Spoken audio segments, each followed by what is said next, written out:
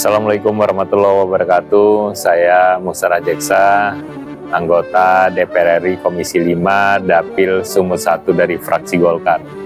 Alhamdulillah sampai dengan saat ini saya sudah berkeliling beberapa daerah setelah menjadi anggota DPR RI.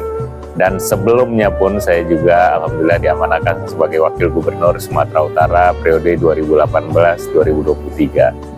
Melihat perkembangan UMKM yang ada di Sumatera Utara, saya mengapresiasi kepada UMKM ataupun pasar kamu yang sekarang ini sudah berjalan berumur lebih kurang 4 tahun setelah berdirinya tahun 2020, dan saya mengenal pendiri pasar kamu dengan baik adalah saudara Dedi. Pada waktu itu pertama kali saya ke pasar kamu karena ada kegiatan di desa Denai Lama dan berkesempatan diajak mampir ke pasar kamu, dan saya sangat terkejut melihat ada di satu desa dengan secara kreativitas anak desa itu Dedi dan kawan-kawannya membuat terobosan untuk membuat wisata kuliner di tengah perkampungan dengan suasana alami, dengan makanan-makanan khas-khas daerah juga. Dan suasana itu jarang kita temukan di Sumatera.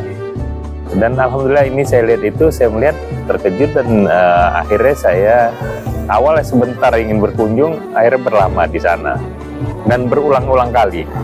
Sampai pun saya mengajak Pemkab Deli Serdang, Pak Bupati secara langsung pada waktu itu, dan juga pemerintah Provinsi Sumatera Utara pada saat saya menjabat Wakil Gubernur untuk bagaimana mengembangkan pasar kamu.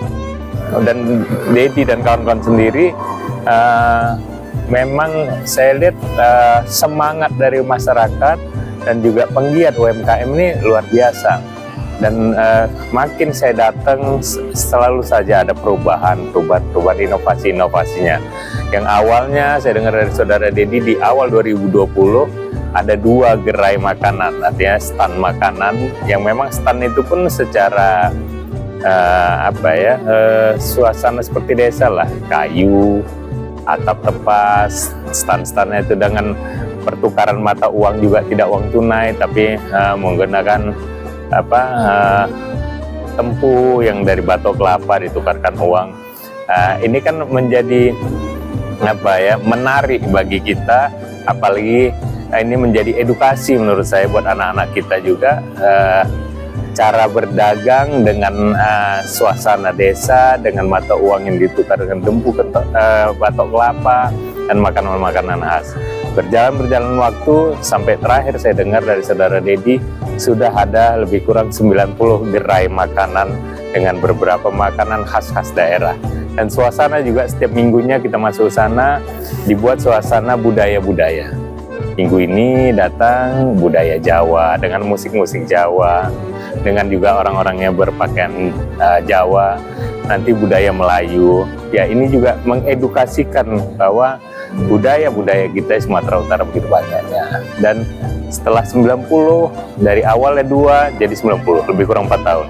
Sekarang putaran uang dalam satu hari sudah mencapai 130 juta lebih. Ini hal yang luar biasa.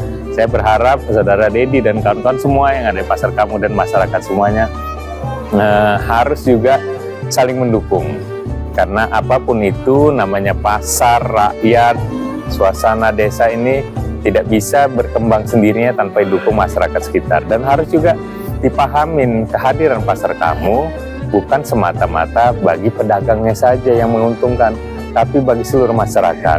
Otomatis ekonomi desa bergerak. Pasti yang berjualan akan belanja makanan-makanan, bahan-bahan makanan maksud saya yang ada di sekitar desa. Kedua, orang datang.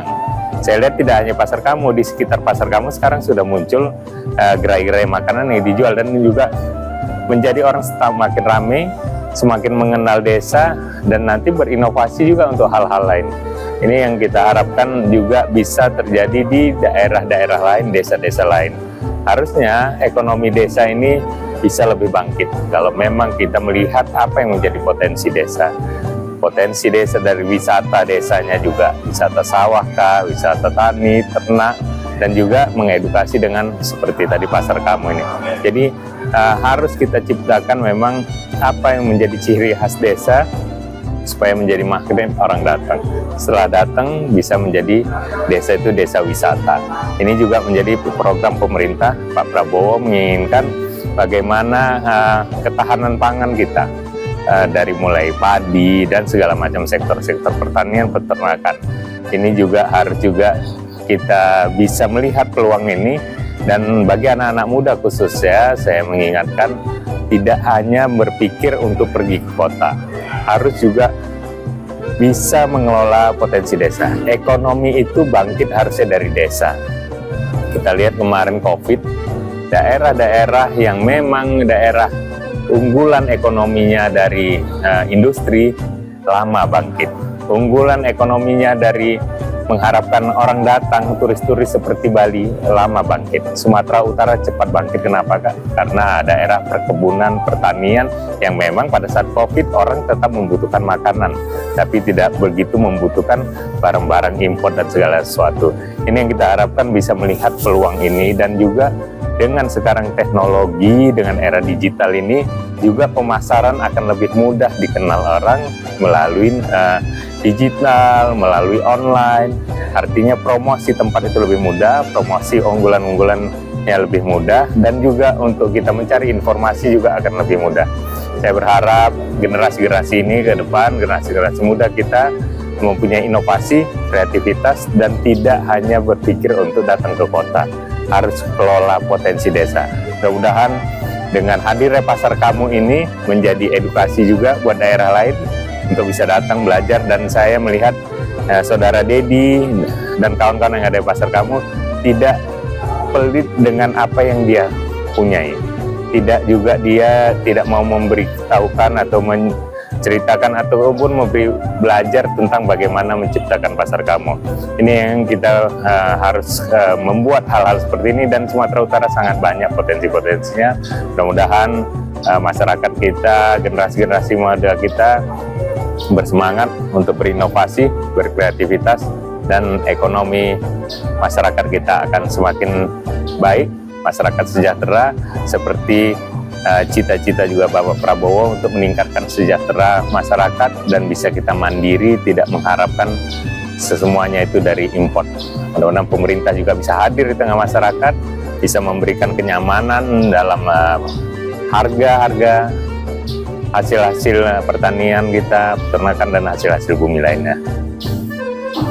Saya ucapkan selamat kepada Pasar Kamu, Dedi dan kawan-kawan, sudah berjalan 4 tahun, berkembang terus, jangan berhenti berinovasi, jangan berhenti berkreativitas, dan jangan cepat puas dengan keadaan ini.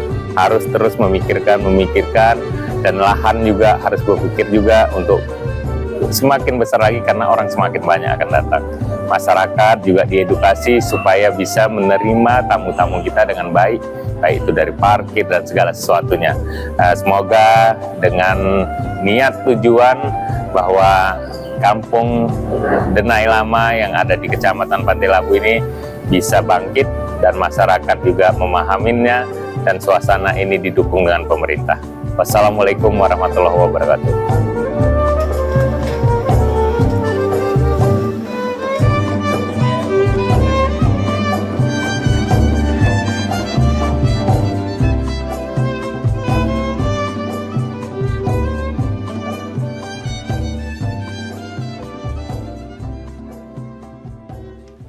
Assalamualaikum warahmatullahi wabarakatuh. Selamat sore Tribuners. Selamat bertemu kembali dalam program Bincang Komunitas. Pada edisi kali ini, saya Eti Wahyuni selaku host sudah hadir bersama saya para penggawa Pasar Kamu, yaitu sebuah pusat jajanan sarapan yang berkedudukan di Desa Denai Lama. Betul ya Bapak ya? Kecamatan Pantai Labu, Kabupaten Deli Serdang. Adapun narasumber yang sudah hadir bersama saya, yang pertama ada adik yang masih muda, namanya adik Juli. Adik Putri. Adik Putri Iya. siapa nama lengkapnya boleh disebutkan? Amelia Putri Rangkuti. Amelia Putri Rangkuti, dia masih sangat muda ini Tribuners. Iya. Kemudian ada juga adik kita ini lebih muda lagi. Adik siapa namanya? Bila, Bu. Bila, tapi nggak usah dipanggil adik lah ya, nanti jadi. Oke, dan sebelahnya ada Bang Iwan. Iya, Bang betul. Iwan, Iya. beliau ini adalah ketua zona ya Iya, di Pasar Kamu. Jadi sedikit saya sampaikan bahwa Pasar Kamu itu ada beberapa zona, salah satunya ini Bang Iwan inilah yang menjadi ketuanya.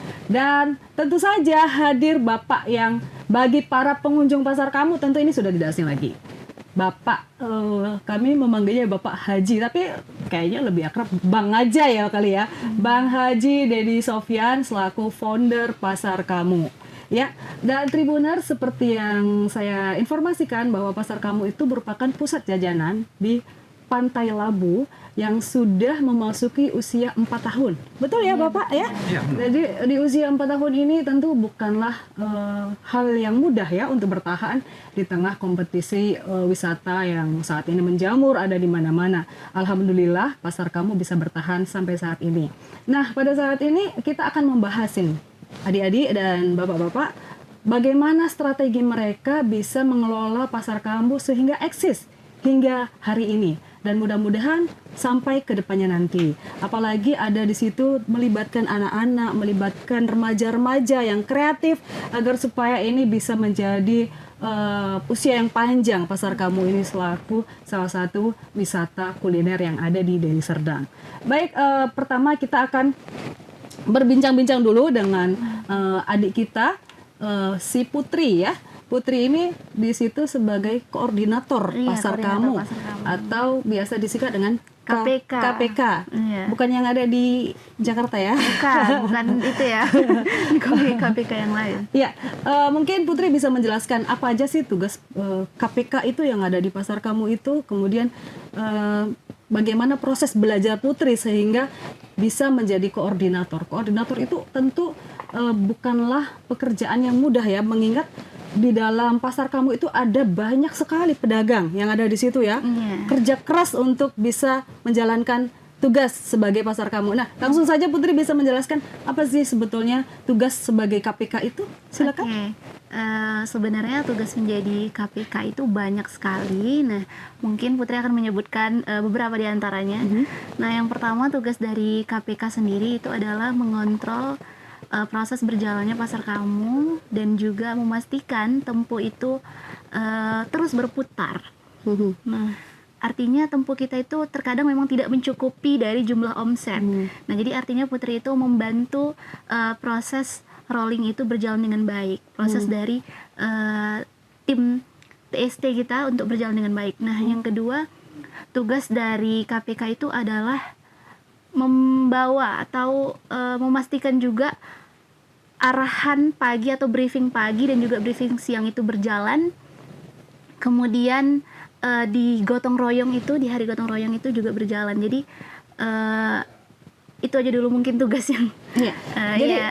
ya, tadi ada si Putri menyebutkan dua istilah mungkin yang belum diketahui ya oleh masyarakat secara umum, yaitu Oke. tempu dan ST tadi ya. TST. TST ya. Iya. Jadi tempu ini mungkin bisa dijelaskan apa sih tempu ini dan apa hubungannya dengan Pasar Kamu? Silakan.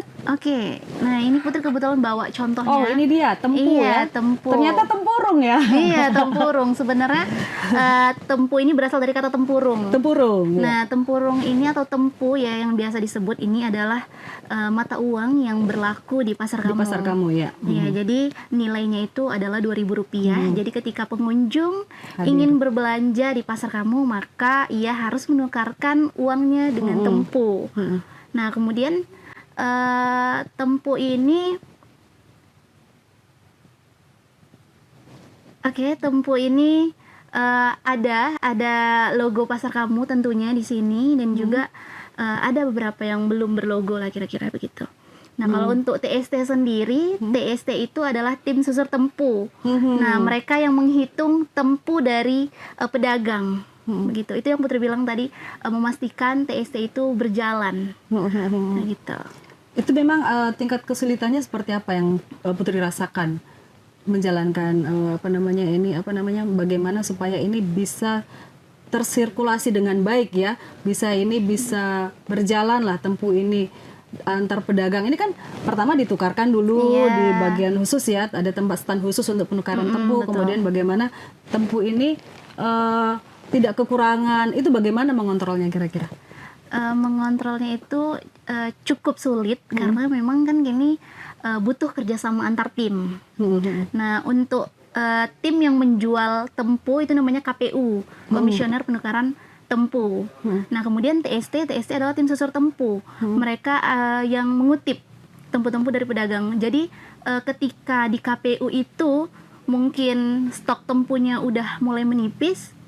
Nah, TST pun harus segera mengantarkan. Harus sigap berarti Iya, harus sigap. Kalau di benar. TST sendiri ada berapa orang di tim itu? Di TST sendiri ada 15 orang. Cukup banyak ya? Cukup banyak. Jadi TST itulah yang Jadi penghubung. buru-buru. Iya, jadi jadi penghubung. Dia jadi penghubung antara KPU dengan pedagang. Iya. Oke, jadi memang agak sedikit ribet ya. Iya, Tapi sebetulnya kalau sudah terkoordinir akan bisa cepat ya. Iya, betul. Tapi pernah nggak pengunjung atau pembeli itu komplain gitu karena pada saat penukaran di Tempu ternyata Tempunya kosong atau bagaimana Ya, gitu? terkadang ada situasi seperti itu di mana Tempu kita sebenarnya belum cukup untuk omset yang mungkin 130 juta seperti kemarin yang pernah terjadi di Transaksi 130 juta per minggu ya? Iya, jadi itu itu 130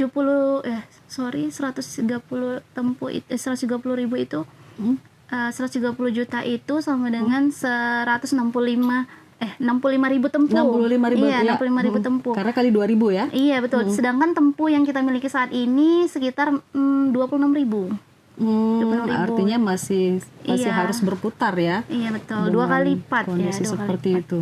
Nah, makanya terkadang juga di pedagang sendiri terkadang ada yang Tempunya itu mungkin belum ada gitu. Dan pedagang dan pengunjung mungkin udah membeli tapi belum membelanjakan. Gitu. Ada yang seperti itu. Nah, Kemudian jadi itulah yang menjadi bagaimana? kesulitan bagi TST, terkadang mau mengutip tapi di pedagangnya nggak ada. Belum ada. Iya. Gitu. Jadi kalau seperti itu bagaimana untuk meyakinkan pedagang bahwa dia akan membayar itu? Dia mengambil barang tapi belum melakukan pembayaran. Bukan, maksudnya pengunjung sudah membeli di KPU tapi belum membelanjakan. Belum, karena mungkin masih tertahan. keliling-keliling. Iya, masih tertahan. Iya. Sehingga stok menjadi menipis. Iya, betul Iya, begitu. Oke. Baik, mungkin kita bisa beralih ke adik kita Bila ya. Bila, boleh disebutkan nama lengkapnya?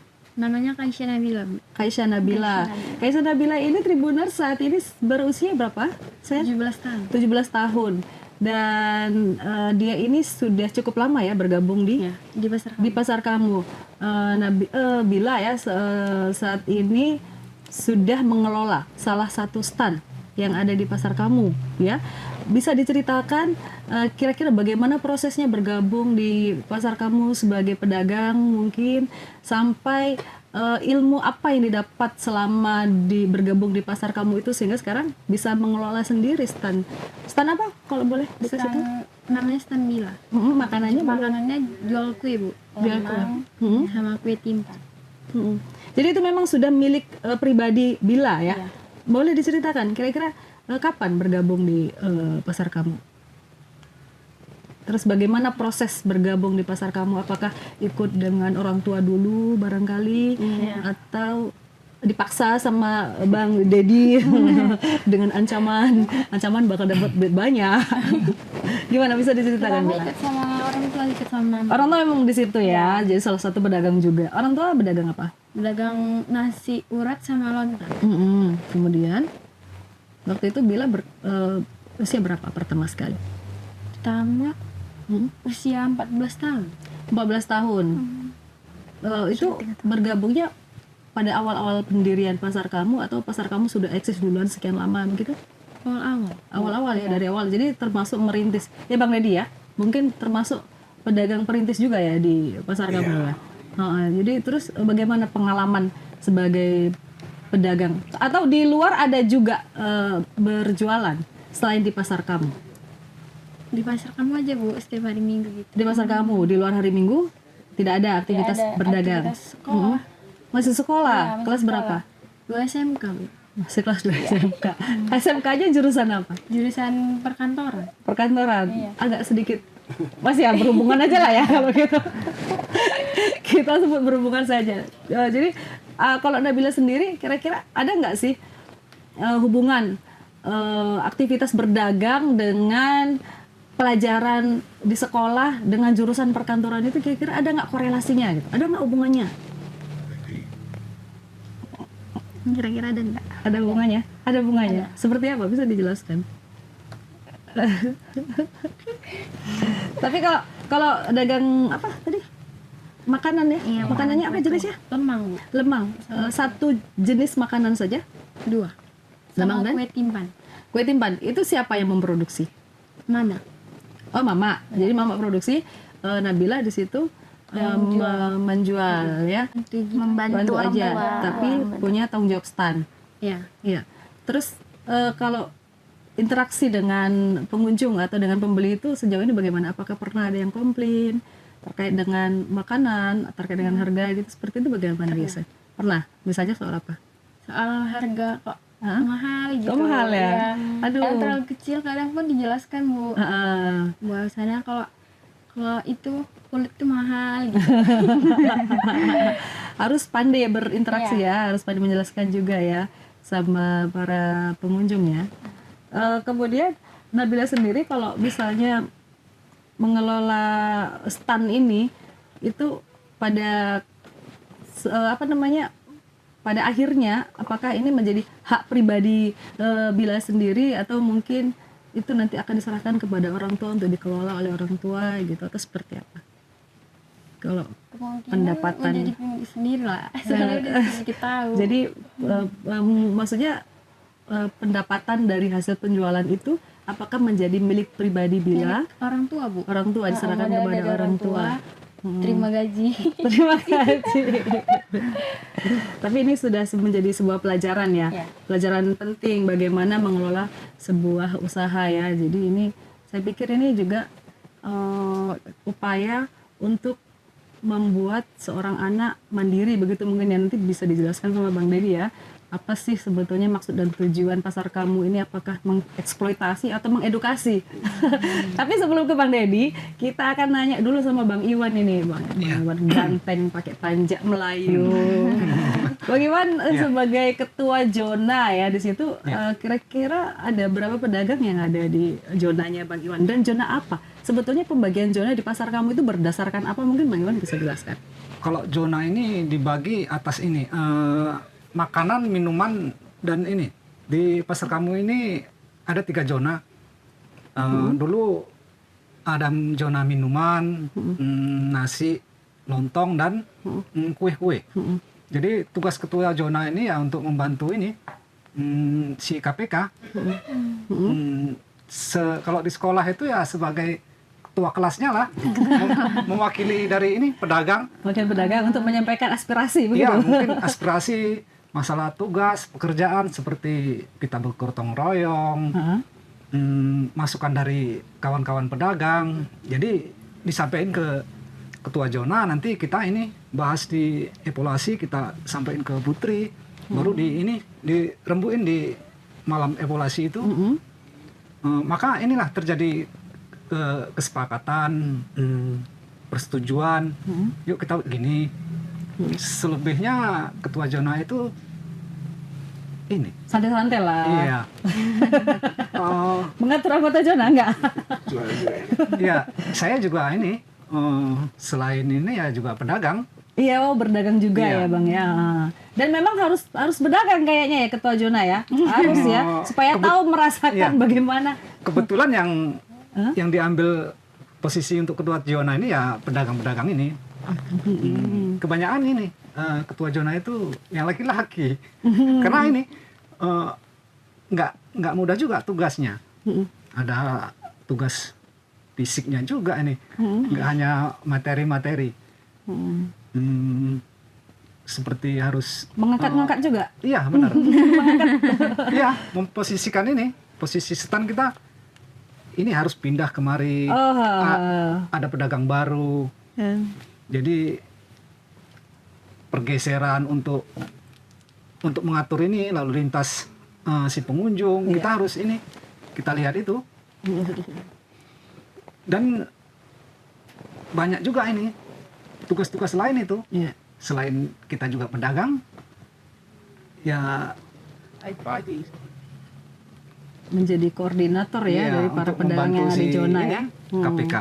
Iya, mungkin saya informasikan sedikit ya Tribuners bahwa di pasar kamu sendiri itu dia kan memang menggunakan stand-stand yang bisa dipindahkan ya. Dia bukan stand permanen ya. Jadi stand itu mungkin suatu ketika akan ditata bagaimana supaya lebih apik atau bisa lebih memudahkan pengunjung. Bisa saja nanti entah berapa bulan sekali akan mengalami perubahan formasi begitu ya Bang Dedi ya. Gitu. Jadi kalau Bang Iwan sendiri ini di zona apa tadi Bang? Saya di zona nasi. Zona nasi. Dan sekarang sudah di zona nasi itu ada nasi dan minuman sekarang. Nasi dan minuman. Iya. Dan memang sepengetahuan saya kan saya menjadi pengunjung ya beberapa kali juga melakukan kunjungan ke pasar kamu, memang kerap mengalami perubahan formasi di pasar kamu itu. Kadang-kadang pedagang nasi ada di zona depan, kadang-kadang di belakang. Ada perpindahan-perpindahan seperti itu di situ ya Bang Dedi ya. Iya. Bang Iwan, kalau antar zona sendiri koordinasinya bagaimana? Antar ketua zona?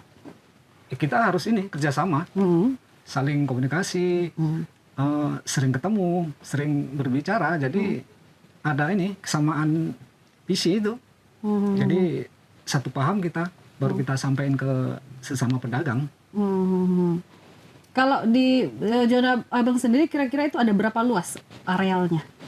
Kalau di zona nasi ini mungkin hampir separuhnya itu. Kalau zona nasi sama minuman ini sama kue ini lebih lebar di zona nasi. Di zona nasi ya dibandingkan dengan yang lain. Kenapa? Apakah memang varian nasi banyak yang ada di pasar kamu, yang ditawarkan di pasar kamu? Nasi apa saja? Mungkin bisa diceritakan. Kalau nasi ini banyak ragamnya. Ada nasi lemak, nasi goreng, nasi masih banyak lagi. Yang pasti itu olahan nasi. Olahan nasi. Dan itu memang biasanya menjadi favorit pengunjung ya? Iya. Soalnya itu jadi tujuan utama. Soalnya mau yang berat-berat ya. Sarapan pun pakai nasi ya. Memang kalau orang kita ya. Iya. Kalau enggak nendang kata orang. Benar. Jadi ini memang zonanya zona yang prospektif ya Bang. Kalau untuk apa sendiri harga kira-kira mungkin bisa dijelaskan ke Tribuners kira-kira? Kalau harga ini bervariasi tergantung jenisnya. Yang pastinya ya di bawah 5 tempu. Di bawah 5 tempu untuk satu porsi nasi yang berisikan olahan nasi, kemudian nasi ada juga lauknya. lauk dan macam-macam ya pernak-perniknya ya. Mungkin sayurnya. Iya lah, kan seperti sebagaimana hidangan nasi lah, tentu ada pelengkap-pelengkapnya yang lain ya. Jadi sebetulnya Tribuners untuk sebuah wisata kuliner ini harga yang sangat terjangkau ya. Dan kita coba mungkin bisa beralih ke Bang Dedi. Wah ini kalau Bang Dedi Sofyan ini jangan diragukan lagi popularitasnya dengan brand pasar kamu. Pasar kamu dan Bang Dedi itu adalah sangat identik. Nah, bagaimana Bang Dedi Sofyan ini kira-kira apa sih strateginya yang mungkin bisa dibagikan ke Tribuners ini bisa membuat bertahan 4 tahun. Ya sekali lagi saya katakan 4 tahun itu bukan waktu yang singkat. Itu butuh sebuah kemampuan untuk mengelola, apalagi ini adalah yang dikelola bukan 1-2 pedagang, tapi ada ratusan pedagang, ada ribuan pengunjung, dan satu lagi ini hanya hadir di hari Minggu saja. Jadi tentu teman-teman di pasar kamu ini butuh konsistensi ya Bang ya, setiap hari Minggu ya, karena kan di luar hari Minggu mereka punya aktivitas lain juga ya selain berdagang di pasar kamu. Bang Dedi bisa menceritakan Bang, bagaimana trik-triknya ini untuk ini bisa eksis, bisa tetap pengunjung ramai. Saya sempat berpikir dulu Bang bahwa pasar kamu ini mungkin hanya tren sesaat, ya kan? Apalagi pada saat itu COVID, ya. Kalau tidak salah, saya masih ingat juga pada saat itu saya pernah berkunjung, dan pada saat itu juga masa COVID ramai. Saya pikir ini hanyalah sebuah tren COVID, wisata outdoor yang waktu itu memang diberi toleransi oleh pemerintah ya. Dan saya pikir ini mungkin sesaat saja. Ternyata heran juga saya sampai 4 tahun dan COVID sudah lama berlalu, ini masih bertahan dengan jumlah pengunjung yang stabil, bahkan cenderung meningkat dan nilai transaksi juga semakin meningkat. Boleh Bang ceritakan silakan. Ya, terima kasih. Pasar kamu ini, alhamdulillah sampai sekarang usia 4 tahun ya. Saya mulai pasar kamu dengan nama Pekan Sarapan dulu. Nah, itu Pasar Sarapan sekitar Januari 2020 sebelum COVID. 2 atau 3 bulan sebelum COVID waktu itu. Di pasar kamu ini, prinsip pertama yaitu bagaimana menghadirkan sebuah usaha untuk masyarakat. Kemudian yang kedua adalah produk yang diusahakan masyarakat ini adalah produk di setempat, artinya potensi yang berada di kampung itu. Jadi di dua ini dulu menjadi semangat kita. Kemudian alhamdulillah memang berkembang di berjalannya waktu. Pasar kami banyak pesan dan banyak target yang memang kita jadikan pasar kamu ini dari 4 tahun ini. Ketika masyarakat berjualan, maka yang pertama bahwa pasar yang saya bayangkan adalah pasar yang dikelola oleh masyarakat. Jadi kalau sekarang kita lihat ada Bang Iwan sebagai ketua zona, ada Putri sebagai KPK, ini memang memang satu planning yang saya direncanakan sebagai sebuah pasar yang dikelola oleh masyarakat. Jadi produk dari masyarakat setempat, kemudian sistem dikelola oleh masyarakat, kemudian hal-hal inovasi juga dilakukan oleh masyarakat seperti itu. Alhamdulillah selama 4 tahun ini yang sekarang ada sekitar 93 pedagang dengan berbagai menu ya. Kalau menu saya kira ada 320 menu sekarang yang sudah ada di pasar kamu. Satu stand itu ada bisa beberapa varian makanan ya? Ini menu dulu, padahal dari awal itu hanya 4 atau 5 menu. Sekarang alhamdulillah berkembang menjadi 320 menu. Dan menu ini juga berkembang. Dulu awalnya kita kita hanya menu-menu yang berada di sekitar di Serdang ya, terutama khususnya di Melayu. Kue dangai, kue rasida, belut panggang, bubur pedas, bubur lambok seperti itu. Nah, karena kita lihat ini proses yang kita punya adalah proses yang terukur gitu ya. Dimulai dengan kuliner yang berada di wilayah Kecamatan Bandar Labu, karena kita berada di Bandar Labu, kemudian di Serdang. Sekarang kita sudah mengklaim bahwa pasar kamu sebagai kuliner Nusantara. Karena banyaknya masyarakat di sini ingin beraktivitas ekonomi, maka prinsip kita tetap kuliner tradisional, kemudian kita kembangkan dengan di wilayah-wilayah yang lain.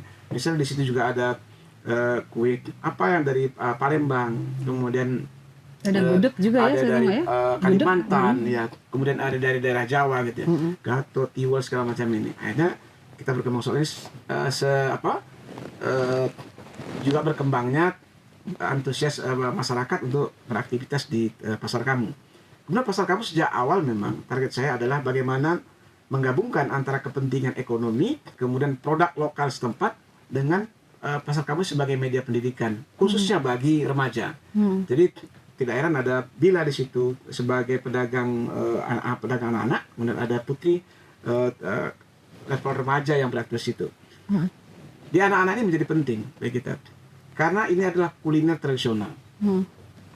Kaum remaja atau anak-anak harus diperkenalkan bagaimana apa kuliner tradisional ini apa ini grontol, apa ini kue dangai, apa ini bubur lambu, apa ini dodol, apa segala macam itu harus diperkenalkan. Apa ini kue kekaras seperti itu. Nah, ini bagi kita pasar kamu selain menjadi sebuah tempat sarapan, juga menjadi sebuah pendidikan bagi kaum muda, terutama anak-anak. Dengan dia ikut, jadi di pedagang pasar kamu juga ada syarat ya gitu ya. Artinya ketika dia mau berjualan, dia harus membawa anak-anak atau remaja, apakah anak dia, anak tetangga. Misalnya Pak Iwan ini ada 2 di situ, Pak ya, Abang ya, untuk di situ. Nah, ini kita anggap sebagai proses pendidikan bagi remaja. Kemudian juga betul pendidikan bagi wirausaha dia. Nah, sekarang Bila sudah terpisah, sudah membuka lagi satu stand yang dikelola oleh Bila. Sekarang ada 17 stand yang itu dikelola oleh anak-anak dan regenerasi dari orang tua. Berkembang. Jadi orang tuanya tetap buka stand, berdagang, si anak-anak buka lagi. Buka jadi, cabang ya. Apakah disupport sama orang tua atau didampingi oleh KPK? Inilah pola kerja kita di situ. Kemudian 6 bulan sekali kita tetap dudukkan lagi mana remaja-remaja atau anak-anak yang ikut, kita tawarkan lagi. Kita mau buka stand. Jadi saya Pasar Kamu ini ya mudah-mudahan kita mau berkembang, kaum muda berkembang untuk aktivitas wirausaha di situ dan serta pendidikan kuliner tradisional di situ. Assalamualaikum warahmatullahi wabarakatuh. Saya Sri Suryani Purnamawati, Kepala Dinas Pemberdayaan Perempuan, Perlindungan Anak dan Keluarga Berencana. Hari ini saya berada di Pasar Kamu, Kecamatan Pantai Labu, Deli Serdang, yang merupakan salah satu karya inovatif anak-anak muda. Jadi kalau kita Pasar Kamu, pekan sarapan kaum muda ya, kaum muda. Dan ini merupakan suatu hal yang sangat positif sekali. Kunjungan saya kali ini adalah kunjungan yang kedua, dan tentunya dibandingkan kunjungan saya yang pertama dan kedua ini cukup banyak perkembangannya. Yang pertama terkait dengan jumlah pedagangnya, kemudian juga dengan luas lahannya dan juga jumlah stand-standnya. Dan juga yang tidak kalah pentingnya adalah dari cita rasa makanannya. Jadi memang sudah ada perbaikan ya terhadap kualitas ya, baik penyajian maupun cita rasanya. Kalau saya dari Kepala Dinas Pemberdayaan Perempuan, Perlindungan Anak dan Keluarga Berencana, ini sangat mendukung sekali kegiatan-kegiatan seperti ini, karena ini sejalan ya dengan apa yang menjadi tugas pokok dan fungsi dari Dinas Pemberdayaan Perempuan, yaitu dalam hal pemberdayaan perempuan. Kalau kita melihat indeks pemberdayaan perempuan yang kita kenal dengan IDG, secara nasional ya Indonesia itu dia di angka poin 76,9. Sedangkan di Provinsi Sumatera Utara 69,18, masih di bawah nasional. Kenapa ini sangat sejalan dengan program? Yang pertama tentunya dalam hal pengaruh utamaan gender.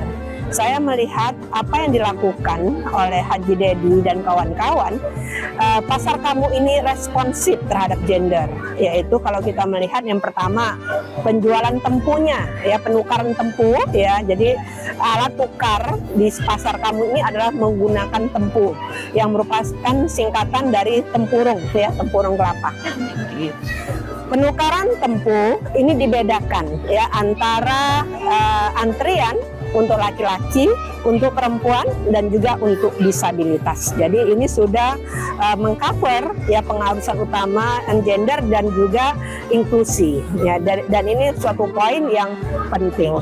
Kemudian yang kedua dalam hal pemberdayaan ya perempuan, dari 87 stand itu lebih kurang 80% ya stand-stand yang ada ini dikelola oleh perempuan. Tidak hanya oleh perempuan dewasa, tetapi juga oleh perempuan-perempuan remaja. Dan saya melihat di sini adanya semacam pewarisan ya atau transfer knowledge dari orang tua ke anak, dan juga mentalitas untuk bisa anak-anak ini memiliki kemampuan di bidang ekonomi. Karena pemberdayaan perempuan tentunya baik IPG maupun indeks pemberdayaan perempuan itu concern ya pada penguatan ya politik dan juga pemberdayaan ekonomi, selain tentunya di pendidikan. Ya kalau kita bicara tentang inklusi sosial, maka karena ini mungkin tempatnya bukan fasilitas pemerintah ya, dan juga saya berbincang-bincang,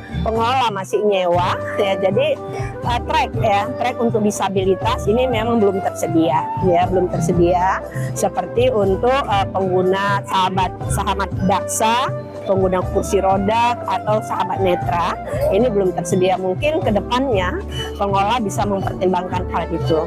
Tentunya juga ini diperlukan ya dukungan pemerintah, karena bagaimanapun juga apa yang dilakukan oleh Haji Dedi dan kawan-kawan ini merupakan satu langkah yang kreatif, inovatif, bagaimana memberdayakan masyarakat di sekitar Deli Serdang, Pantai Labu dan kecamatan lainnya untuk bisa ya menjalankan roda ekonomi.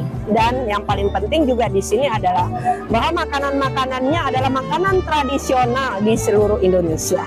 Jadi tadi ada ikan cakalang ya, kemudian ada kerak telur yang merupakan makanan spesifik dari Betawi ya. Jadi ini juga generasi muda ya, anak-anak kita itu mengenal ya tidak hanya makanan-makanan luar, tapi juga makanan-makanan tradisional Indonesia. Dan ini merupakan satu bentuk pembudayaan atau pewarisan ya terhadap budaya konsumsi makanan-makanan tradisional. Kegiatan-kegiatan seperti ini tentunya ini kita harapkan ya di tempat-tempat lain bisa menjadi replikasi, karena kegiatan ini ya dalam pandangan saya adalah wisata kuliner. Apalagi selain ya menyediakan stand-stand makanan, ya pengelola juga menyediakan atraksi-atraksi budaya gitu ya. Jadi ada keroncong ya, kemudian tadi ada kuda kepang ya, kuda kepang, kemudian juga ada lagu-lagu Melayu dan semuanya. Jadi kita didekatkan kepada suasana kampung ya. Jadi bagi saya dari Medan datang kemari lebih kurang 1 jam, kita mendapatkan suasana yang berbeda yang tidak kita dapatkan ketika kita melakukan kunjungan ke mall ya ataupun ke tempat-tempat kuliner lainnya. Jadi di sini spesifik makanan tradisional, kemudian disuguhi dengan kesenian-kesenian tradisional dan juga menggunakan tepung, kemudian menggunakan daun sebagai alas makannya, yang ini juga merupakan satu bentuk untuk mengurangi penggunaan plastik ya, dan ini juga merupakan satu bentuk kita untuk menjaga lingkungan. Jadi kalau kita lihat ya, sangat banyak manfaatnya. Pertama dari sisi pemberdayaan ekonomi, penguatan ekonomi, kemudian pemberdayaan generasi muda. Kemudian yang saya lihat di sini ya, masyarakat yang makan ini itu concernnya kepada makanannya ya, sangat, artinya penggunaan gadget ya, perhatian mereka terhadap gadget itu menjadi berkurang.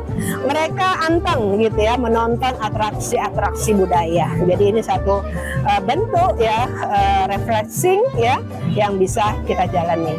Ya, selamat ya kepada pengelola Pasar Kamu yang pada hari ini ya sudah memasuki tahun keempat ya, dan ini merupakan suatu capaian yang luar biasa ya, dapat bertahan ya dengan mengumpulkan ya lebih kurang ya 3.000-an orang ya secara bergantian datang kemari, dan ini kegiatannya setiap hari Minggu gitu. Jadi jauh-jauh hari orang udah merencanakan ini, kita akan berencana ke Pasar Kamu.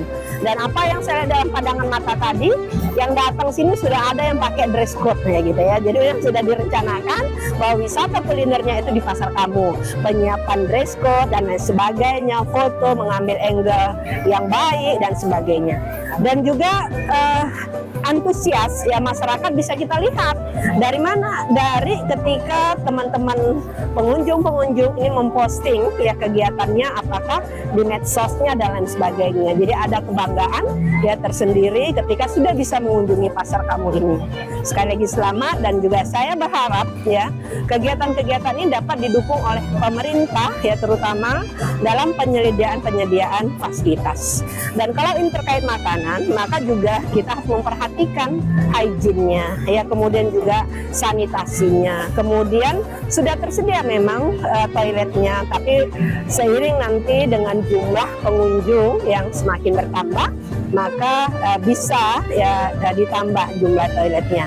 Kemudian juga perlu diperhatikan nanti dalam penataan toiletnya itu antara toilet perempuan dan laki-laki itu agak lebih terpisah jauh ya. Kita menghindari ya terjadinya hal-hal yang tidak diinginkan seperti pelecehan seksual dan lain sebagainya. Jadi kegiatan ini tentunya memberikan manfaat tidak hanya kepada pengelola, tapi juga kepada masyarakat.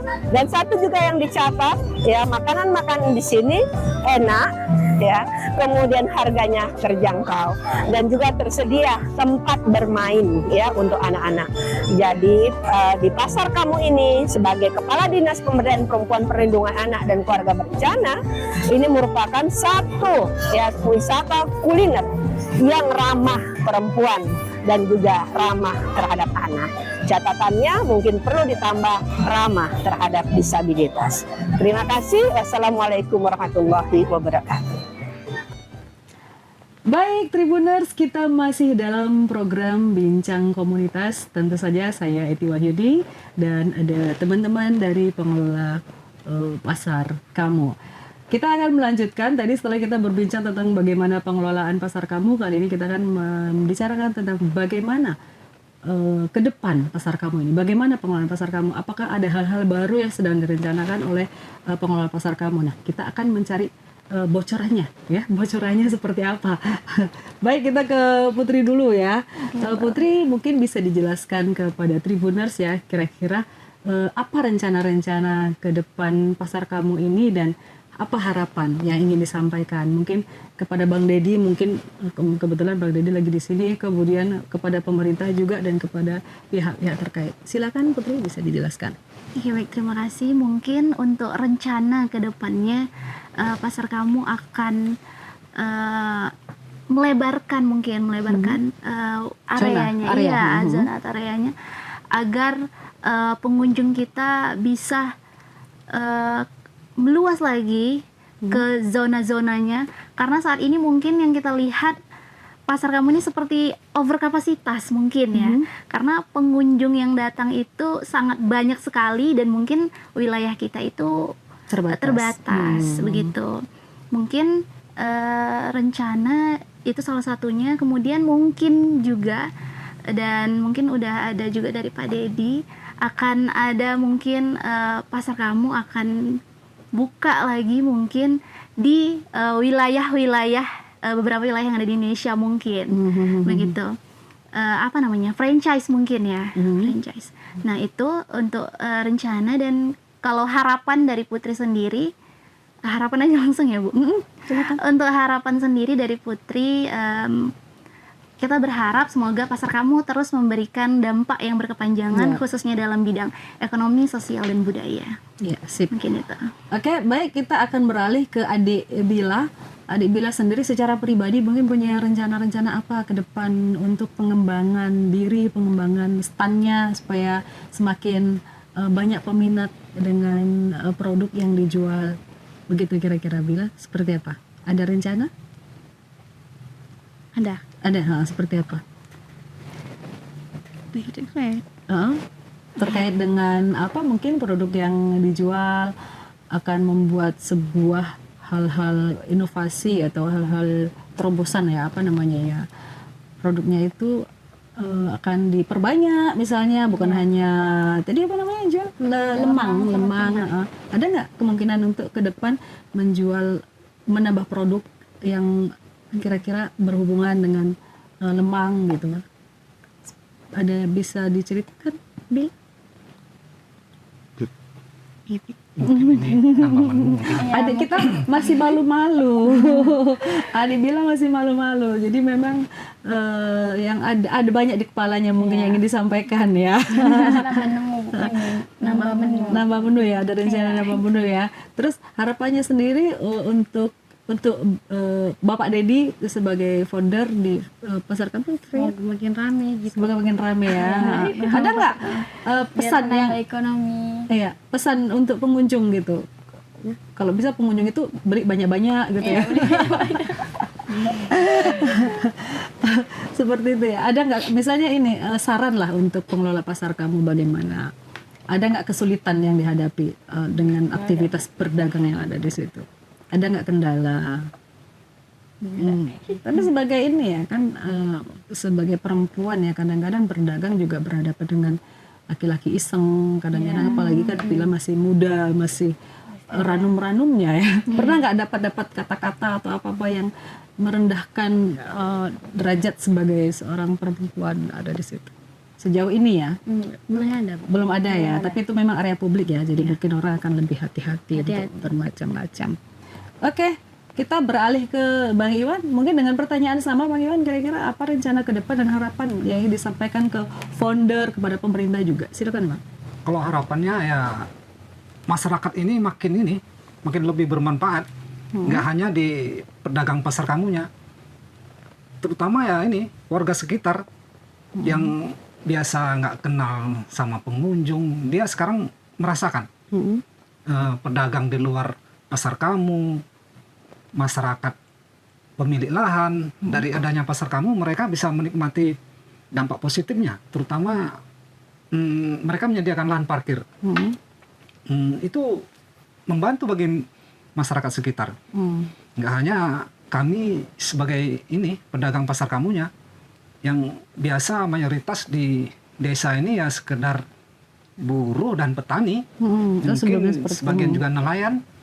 Dengan adanya pasar kamu menambah penghasilan. Kalau dulu kita mengharapkan gaji harian aja, sekarang dengan adanya pasar kamu kita dapat penghasilan tambahan. Ya dulu sekarang sudah hampir, ya kalau kita gaji harian ya pasar kamunya sudah hampir mendekati dengan yang penghasilan harian. Padahal aktivitas pedagang hanya hari dalam seminggu. Satu hari dalam 1 minggu. Nggak sampai 4 jam ya. Dampaknya ini memang luar biasa positif. Kalau untuk anak-anak ya kita soalnya kayak saya punya anak remaja, jadi secara nggak langsung saya mengajarkan ke anak saya untuk berdagang. Jadi ada suatu kesempatan di pasar kamu untuk berusaha dan untuk menambah walaupun hanya sekedar untuk jajan, jadi di kepalanya ada untuk niat untuk berjualan. Iya. Jadi ada dorongan dorongan supaya belajar edukasi lah untuk anak-anak ya. Kalau Bang Iwan sendiri selain fokus di pasar kamu, kalau untuk aktivitas hariannya sebagai apa? Kalau saya sehari-hari ya sekedar buruh harian. Dan dengan yang saya ceritakan tadi, dengan adanya pasar kamu ini menambah usaha usaha saya. Yang biasa mengharapkan gaji harian, sekarang aku udah punya sumber yang lain dari pasar kamu. Tapi kalau aktivitas buruhnya masih dijalankan atau? Masih sekarang. Masih sekalian saya juga berternak, memelihara kambing lah. Jadi di pasar kamu aku udah punya, aku udah punya tambahan untuk biaya kehidupan sehari-hari. Jadi memang membantu pasar kamu ini. Jadi secara langsung kita merubah pola pikir ini. Kalau dulu pemikiran hanya di kerja harian pagi sore, sekarang macam mana caranya memikirkan aku udah berjualan, sekarang udah ramai pengunjung. Ya dengan diajarkan dari Pak Dedi ya kita makin tahu dunia luar ini kayak mana. Mungkin itu. Kalau Bang Iwan sendiri bergabung di pasar kamu sejak kapan? Ya saya sudah lama juga, mungkin dari awal? Pasar kamunya ini sudah berjalan mungkin 5 bulanan gitulah. Setelah pasar kamu sudah 5 bulan, Bang Iwan bergabung di pengelolaan pasar kamu. Iya, pada saat itu sudah ramai pengunjung ya? Sudah, cuma masih terbatas ramainya itu. Soalnya kan ada prokes di COVID ya. Jadi pasar kamu itu memang sulit dulu untuk berkembangnya. Soalnya kan kerumunan itu memang dilarang. Karena ada jarak sosial dulu ya. Oke. Bang Iwan mungkin ada yang mau disampaikan Bang Iwan ke pengunjung atau ke yang lain Bang? Kalau harapan itu tadi yang disampaikan ya teruslah ke pasar kamu. Setiap minggu. Iya. Dan mari berbelanja gitu. Oke. Mungkin itu aja. Iya.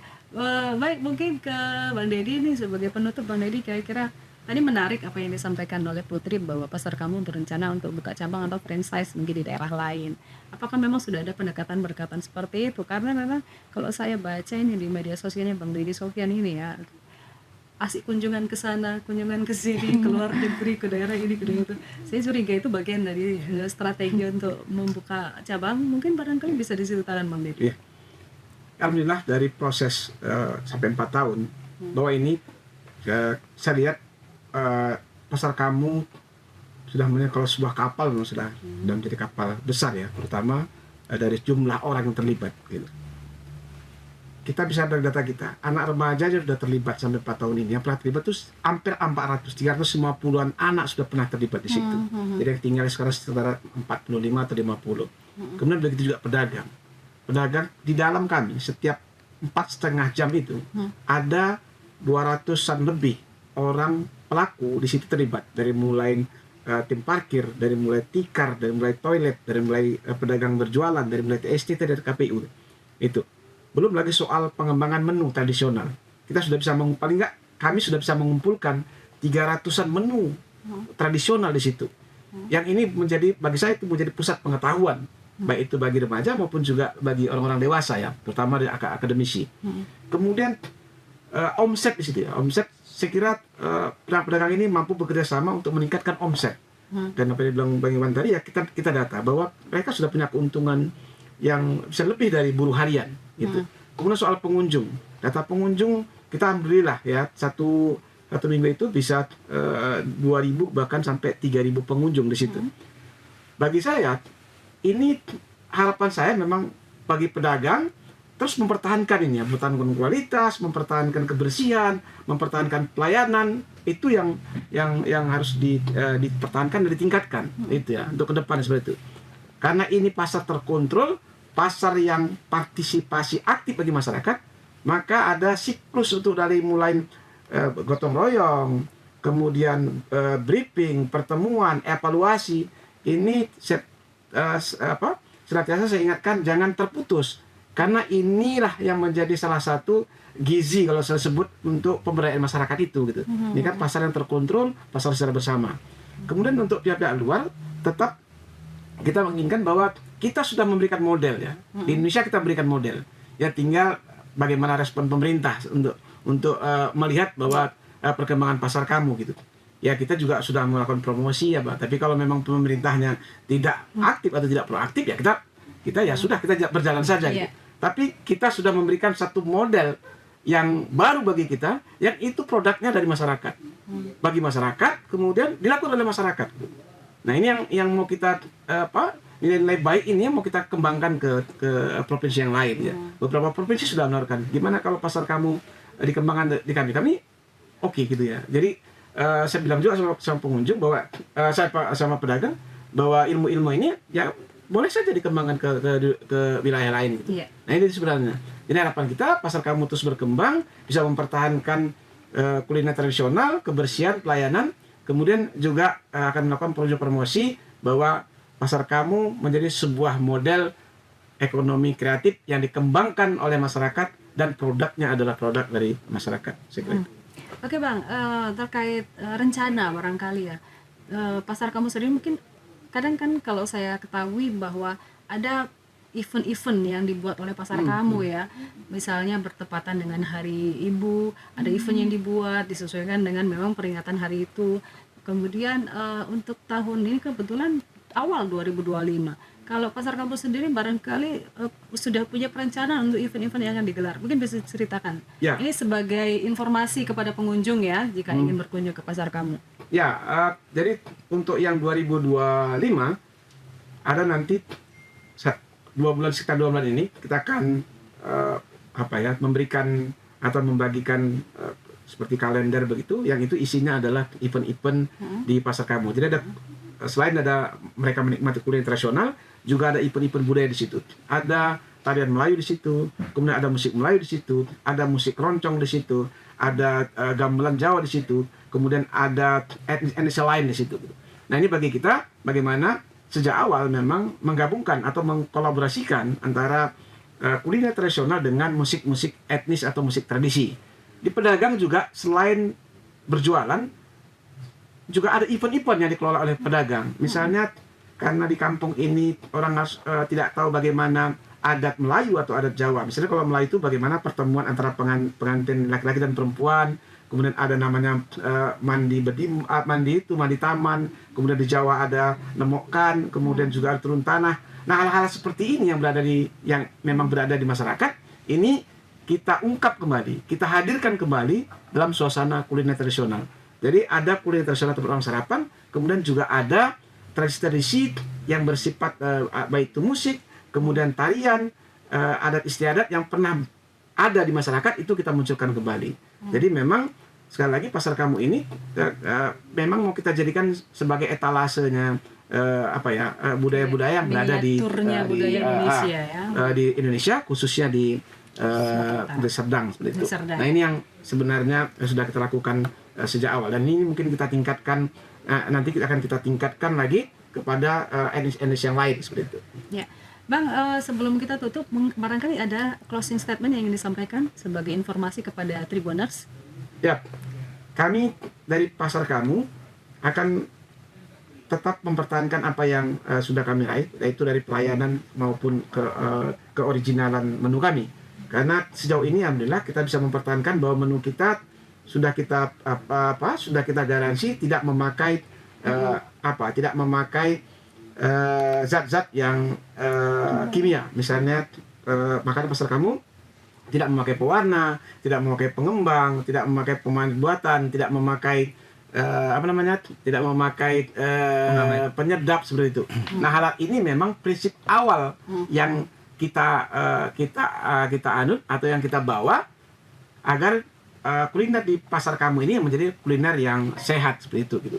Kemudian dengan sistem duduk bersama di tikar, kemudian tidak ada booking di lokasi, ini berkeinginan kami bagaimana menciptakan Pasar Kamu sebagai tempat yang enak dikunjungin pengunjung, kemudian juga tempat yang enak untuk suasana keluarga seperti itu gitu. Jadi ini kan harus kita pastikan tentunya soal kebersihan, baik itu toilet, baik itu lokasi, ini memang menjadi perhatian khusus baik itu bagi petugas, kemudian juga bagi pedagang yang lain agar pengunjung itu mau lagi balik ke Pasar Kamu seperti itu ya. Jadi silakan saja kalau misalnya juga ada pengunjung yang memang merasa tidak nyaman, kemudian kita tetap terbuka untuk menerima kritikan, menerima masukan, karena kita anggap kritikan dan masukan ini adalah sebuah perbaikan bagi kita gitu.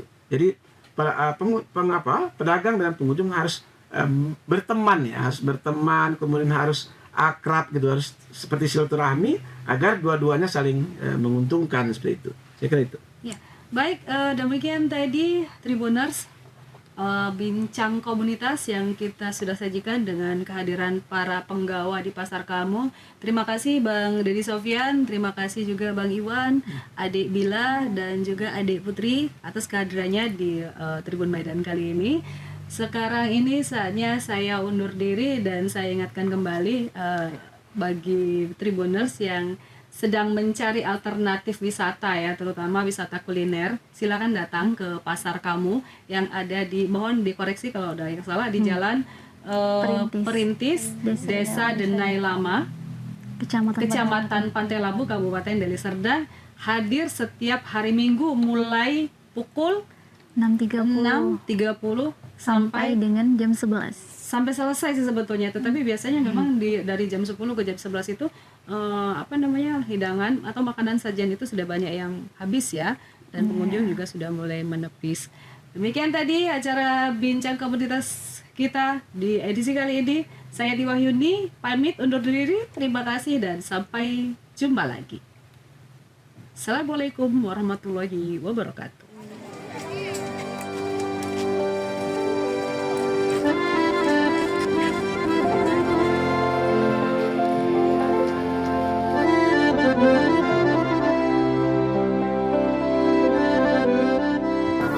Pasar Kamu ini unik sekali. 4 tahun yang lalu, Haji Dedi, teman saya di NGO, datang dan kami ngobrol pada waktu itu tentang ide dia untuk membuat pasar kuliner. Waktu itu masa-masa COVID ya, dan saya merasa bahwa itu ide yang gila menurut saya. Ya, dan Saya melihat bahwa agak berat untuk bisa memobilisasi atau membawa orang untuk datang ke tempat dia yang jauh ini loh. Ini kan gak dekat nih, ya. Tapi pelan-pelan ya, saya melihat ada perkembangan yang luar biasa dari waktu ke waktu. Saya masih ingat betul bagaimana dia posting di salah satu media sosial, cuma beberapa meja saja, dan pembelinya itu hanya beberapa orang gitu ya. Dan saya tidak merasa bahwa ini akan berkembang. Ini rencana yang menurut saya muskil untuk dijalankan.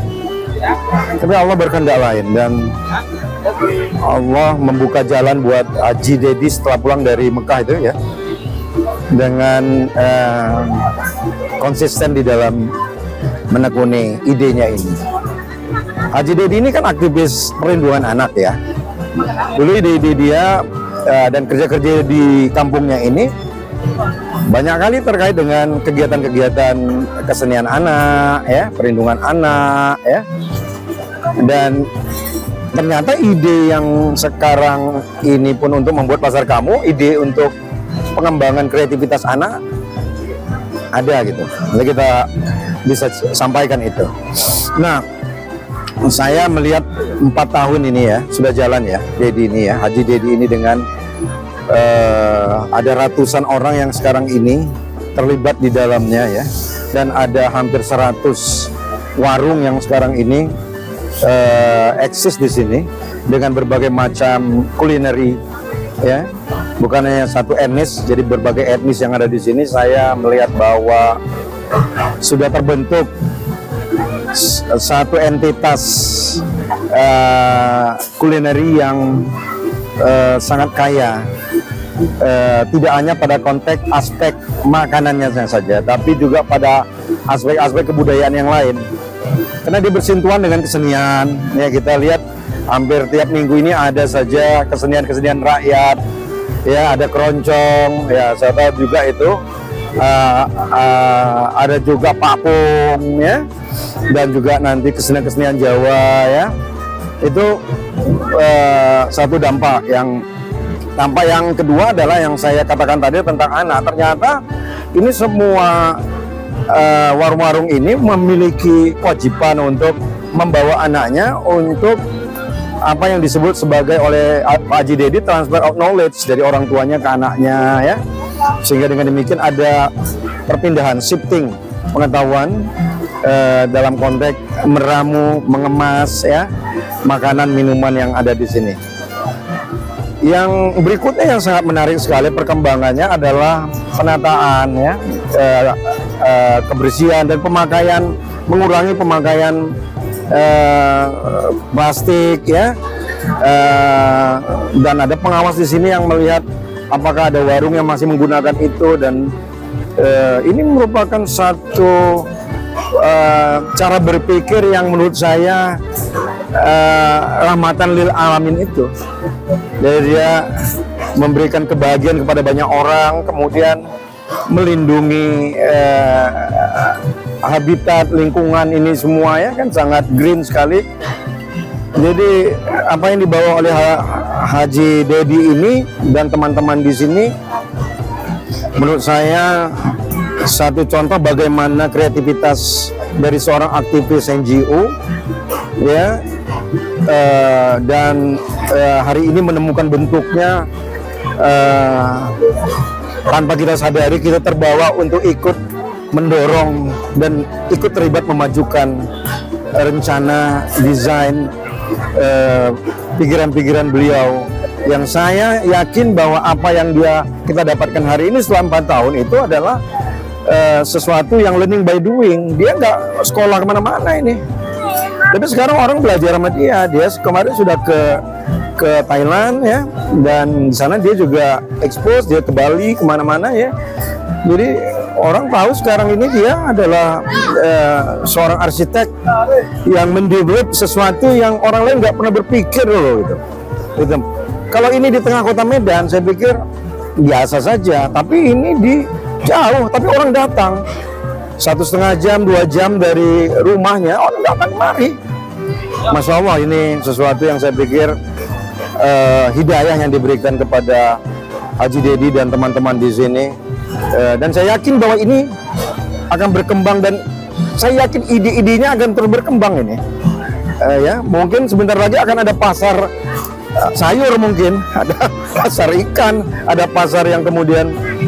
Nah, apa yang mau saya bilang bahwa gagasan kreativitas dari masyarakat itu kadang-kadang jauh melompati gagasan-gagasan yang ada di dalam kita-kita yang di birokrasi ini. Saya yang di birokrasi ini, gitu loh. Jadi ide-ide dari individu dari masyarakat ini luar biasa maju, berkembang, dan hari ini memang tugas dari pemerintah lah untuk bisa bagaimana menjaga, memprotek, mengembangkan, membantu usaha-usaha yang sangat baik ini untuk kemudian bisa tumbuh ke depan. Ya, seperti itu. Saran saya yang pertama adalah pengembangan pada konteks manajemennya, ya, pengelolaan yang saya lihat dari tahun ke tahun sudah bagus ini ya. Ada tahapan-tahapan perkembangan, ya, penataan warung, ya, dan kemudian ternyata bahwa di sini sudah manajemen terkait siapa dan boleh menjual apa kan juga sudah ada, gitu ya. Tempuh itu saya pikir satu cara yang menarik, masih terus bisa dipertahankan, ya. Nah, yang paling penting adalah soal kebersihan. Ya, kebersihan ini perlu terus dikembangkan, tapi upaya untuk kawan-kawan yang ikut membersihkan ini saya pikir juga gencar juga lah, ya. Nah, yang kedua adalah dari sisi expose yang media, yang saya pikir sebenarnya secara tak langsung pun sebenarnya nggak perlu diajari lagi bagaimana Dedi ini mengekspos ininya, dan tidak perlu diekspos lagi karena orang mengeksposnya sendiri. Nah, tapi boleh jadi ini bisa menjadi, kalau saya orang pendidikan, ini bisa menjadi laboratorium sosial untuk orang-orang juga belajar, dan orang-orang di universitas bisa datang kemari untuk belajar bagaimana seorang otodidak seperti ini kemudian mengembangkan satu bisnis UMKM yang luar biasa perputaran uangnya. Jadi, tapi Dedi ini, Haji Dedi ini dan teman-teman kan tidak berpikir uang sama sekali juga, walaupun uang itu penting, ya. Bagi mereka adalah pengembangan komunitas. Pengembangan komunitas itu holistik, ya. Jadi keluarga, ibu, ayah, anak-anak dan sebagainya itu menjadi sangat penting bagi dia, bagi mereka untuk terus dikembangkan. Nah, saya berharap bahwa pemerintah lah dalam hal ini harus memberikan dukungan yang positif, memberikan dukungan yang konkret untuk bagaimana bisnis komunitas yang didesain, yang datang dari mimpi seorang Haji Dedi ini bisa kemudian dikawal, dimajukan, dan direplikasikan mungkin di tempat-tempat lain. Yang saya pikir bahwa Haji Dedi ini nggak takut dengan kontestasi sih sebenarnya. Dia kalau mau buka, ya buka. Karena buktinya ada para penjual yang berada di luar yang tidak memakai tempuh juga diberikan. Silakan saja kalau di luar zona itu silakan, karena dia membawa